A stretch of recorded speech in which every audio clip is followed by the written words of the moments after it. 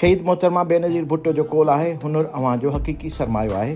कंहिंखे पंहिंजो सम्झणु, साणसि मुआशी ख़ुदि मुख़्तियारी में साथ ॾियणु ऐं पोइ उन जे सलाहतनि खे निखारणु ई शहीद मोहतरमा बेनज़ीर भुट्टो जो ख्वाबु आहे। उन ख्वाब खे अमली जामो पहिराइण लाइ बेनज़ीर इनकम सपोर्ट प्रोग्राम पारां हुनरमंद प्रोग्राम मुतारिफ़ करायो वियो आहे, जंहिंजो इफ़्तिताह सदर पाकिस्तान जनाब आसिफ अली ज़रदारी साहब जे हथां थी चुको आहे। BISP में रजिस्टर्ड मुस्तहिक़ ख़ानदाननि जे नौजवान खे पेशावर महारतुनि सां अॻिते करणु, त जीअं हू पंहिंजी महिनत, टेक्निक, ॼाण ऐं क़ाबिलियत सां पंहिंजे पेरनि ते बीही सघनि। सरकारी तौर ते मंज़ूर कयल इदारनि ज़रिए मार्केट जे तक़ाज़ाउनि मुताबिक़ hotel management, IT, digital skills, health care, beauty services, तइमीराती शोबा ऐं ॿियनि मैदाननि में पिणु बेन अक़वामी मयार जा मुख़्तसर मुदत वारा कोर्सिस कराया वेंदा। माहवार वज़ीफ़ो पिणु ॾिनो वेंदो। कोर्स कंदड़ बेनिफिशरी खे पाकिस्तान ऐं ॿाहिरि मुल्कनि में रोज़गार जा रोशन मौक़ा मिलंदा।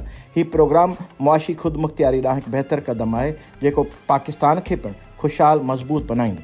रजिस्ट्रेशन लाइ क़रीबी BISP तहसील ऑफिस जो दौरो कयो। वधीक मालूमात लाइ वेबसाइट जो दौरो कयो या हेल्पलाइन 0800 26477 ते राब्तो कयो।